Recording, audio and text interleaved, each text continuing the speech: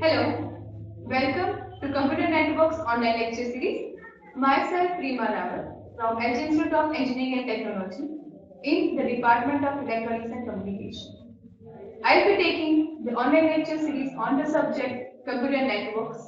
So let's start today's session.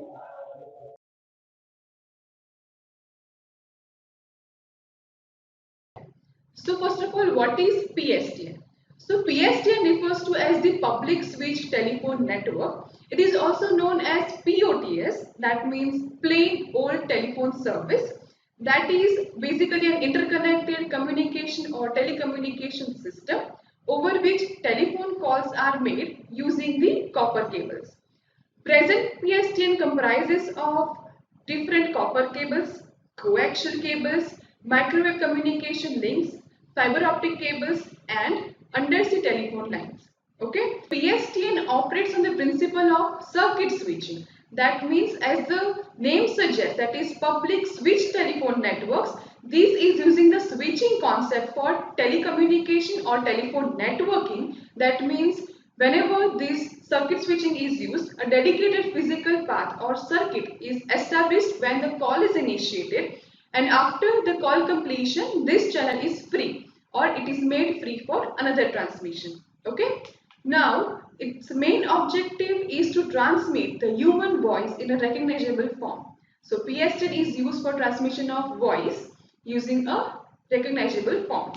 Now, the operation of PSTN operates on the following networks or the following standards under the ITU-T. That means it follows the ITU-T standards, where ITU-T stands for International Telecommunication Union for telecommunication purpose. Now let us see the evolution of PSTN. That means how PSTN is evolved and what is the history of PSTN.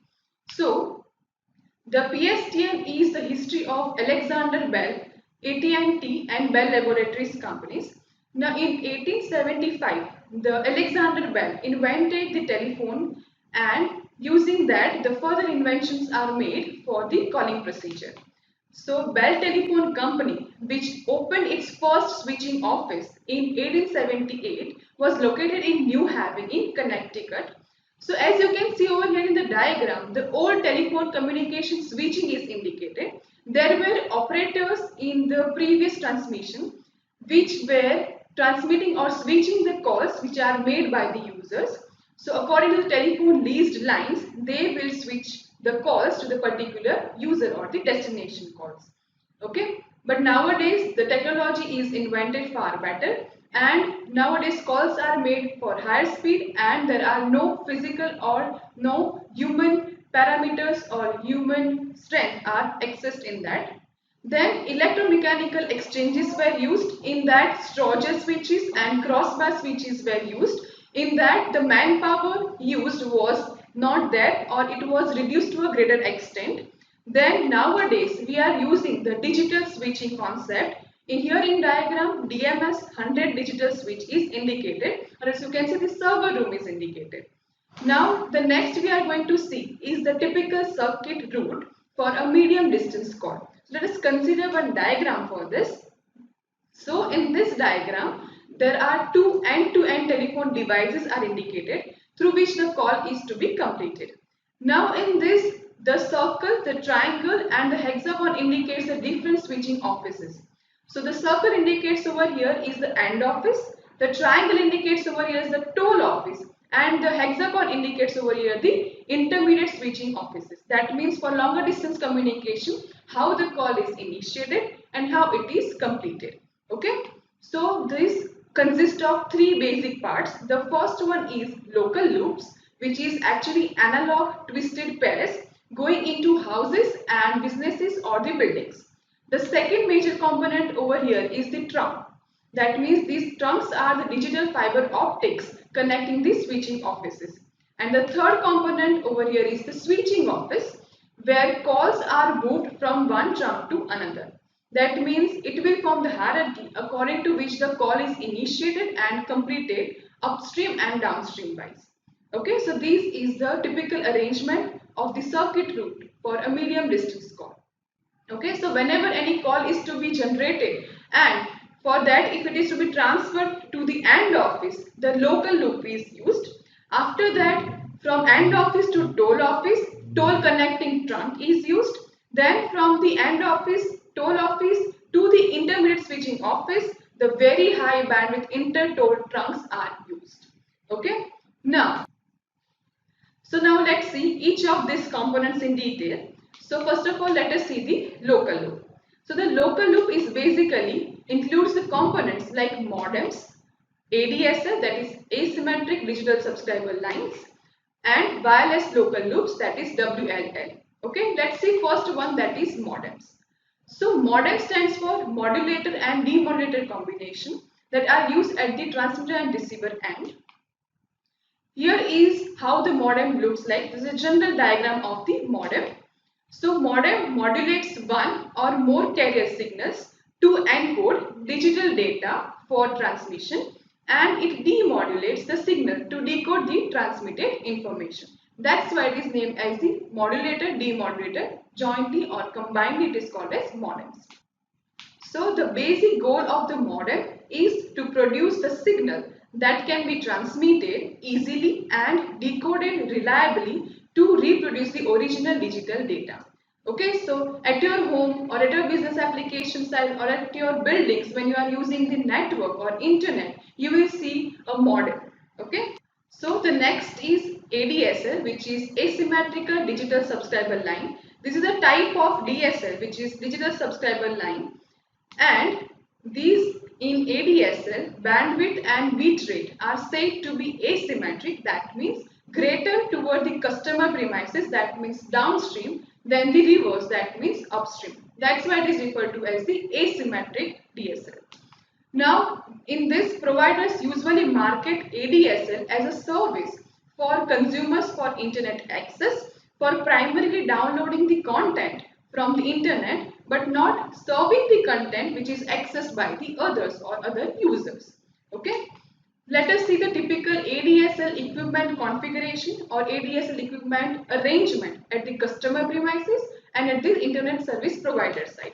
So this is the diagram which indicates the typical ADSL configuration for the equipments. So here, as you can see, from the one end, the telephone company end office is indicated, and at the another end, customer premises, or as you can say the user premises is indicated. Now here the main device used is called as NID, which is network interface device, which indicates the ending of the telephone company premises and starting of the customer premises. The premises have the NIC or network interface device or network interface card to access the internet and to transfer it in the form of voice and data. So looking at the telephone company end office, you can see that there is a codec which is referred to as the coder and decoder. Why it is used? For that we need to understand what is splitter. So both at the telephone company end office and at the customer premises, splitter is used. Splitter, as the name suggests, splits two signals, that means one voice signal and another data signal. So at the telephone company end office side, the splitter will separate these two signals, giving the voice signal to the codec, that means coder and decoder, giving it to the voice switch, and the data signal to the ISP, that is internet service provider. Now, using the telephone line at the customer premises, if you see that there is NID, which is network interface device, which separates the customer premises and telephone company side, then this NID will give the signal to splitter of the same concept, which splits the signal, data signal and voice signal. The voice signal is given to the telephone for the voice transmission, and the data signal is given to ADSL modem, which is asymmetric digital subscriber line modem, and using that modem, using the Ethernet cable, the data is given to the computer. So this is how the ADSL transfers data, and this indicates the equipment configuration for that. Now let us see WLL, which is wireless local loops. So wireless local loops uses wireless links rather than copper wires to connect subscribers to the local central office. The wireless local loop architecture is shown over here. Here the first has PSTN. The PSTN transfers it to the switch function, and the switch function will give it to the local exchange offices. Now at the local exchange offices there is WANU, which is referred to as the Wireless Access Network Unit, which includes transceiver, WLL controller, AM and HLR. The AM stands for Access Manager and HLR stands for Home Location Register. Now this signal is transmitted through via the internet or via the antenna at the home location. At the home location there is WASU, which is referred to as the Wireless Access Subscriber Unit, where you can have the voice data, fax, your modems or data transmission. Now, the home side, using the antenna, the data is received, which may be in the form of voice, fax, modems or data. Okay, so this is the typical arrangement or architecture indicating the WLL, that means wireless local loops. Okay, so this is the concept of PSTN, that is public switch telephone network, which is the basis for data communication, and I hope that this is clear to you now. These are the references for this presentation. Thank you. Thank you for listening.